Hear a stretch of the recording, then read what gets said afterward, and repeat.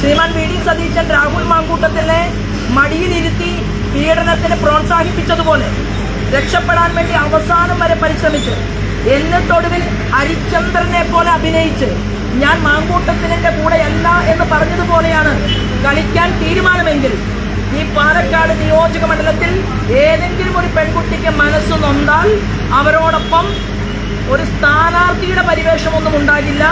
ഭാരതീയ ജനതാ പാർട്ടിയുടെ സംസ്ഥാന general secretary എന്നുള്ള രീതിയിൽ ആ വ്യക്തി വീട്ടിൽ നിന്ന്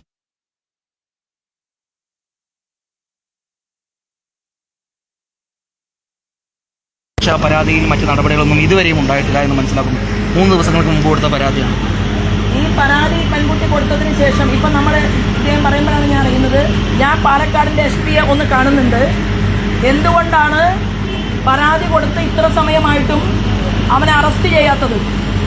എന്ത് കരാറിൻ്റെ അടിസ്ഥാനത്തിലാണ് കേരളത്തിലെ പോലീസ് അധികാരികൾ ഒരു പെൺകുട്ടിയെ മോശമായി നോക്കിയാൽ, ഒരു സ്ത്രീയെ അപമാനിക്കാൻ ശ്രമിച്ചാൽ നിലനിൽക്കുന്ന നിയമപ്രകാരം അവർക്കെതിരെ സ്വമേധയാ കേസെടുക്കാൻ വകുപ്പും നിയമവുമുള്ള ഈ കേരളത്തിൽ ഇവിടെ ആരെങ്കിലും ഭയപ്പെട്ടിട്ടാണ് പോലീസ്?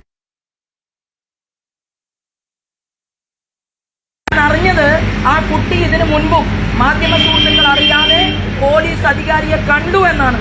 അത് ശരിയാണ് എങ്കിൽ ആ പോലീസ് അധികാരികളുടെ മുൻപിൽ സമര പോരാട്ടവുമായിട്ട് വരാൻ ഇവിടെ പാലക്കാട് ശോഭാ സുരേന്ദ്രൻ ഉണ്ട് എന്നുകൂടി ഓർമ്മപ്പെടുത്താൻ ഞാൻ ഈ അവസരത്തെ ഉപയോഗപ്പെടുത്തുകയാണ്. 10 വോട്ട് പിടിക്കലിനേക്കാൾ എനിക്കേറെ വലുതാണ് ഒരു പെൺകുട്ടിയുടെ മാനം.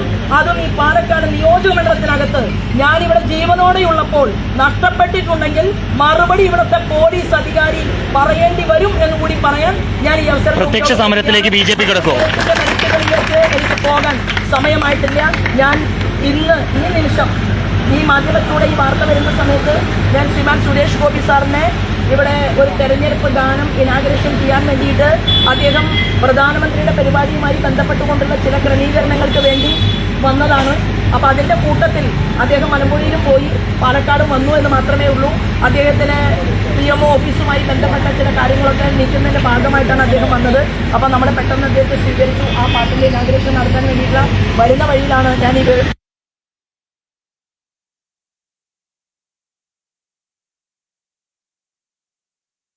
മാങ്കൂട്ടങ്ങളുണ്ട്. ഈ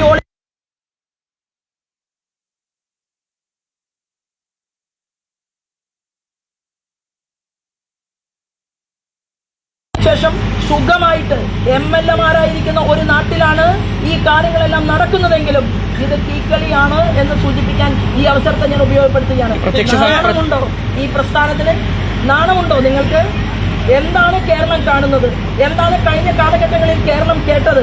ഒരു പെൺകുട്ടിയെ ഇത്തരത്തിൽ മാനസികമായി അപമാനിച്ചതിന് ശേഷം ആ പെൺകുട്ടി പോലീസ് സ്റ്റേഷനിൽ ചെന്ന് കരഞ്ഞു പറഞ്ഞിട്ടും പ്രശ്നമുണ്ടാക്കരുത്, അദ്ദേഹം കൗൺസിലറാണ് എന്ന് പറഞ്ഞ പോലീസ് അധികാരി പാലക്കാട് ഉണ്ട് എന്ന് ഞാൻ ഇപ്പോഴാണ് തിരിച്ചറിഞ്ഞിട്ടുള്ളത്.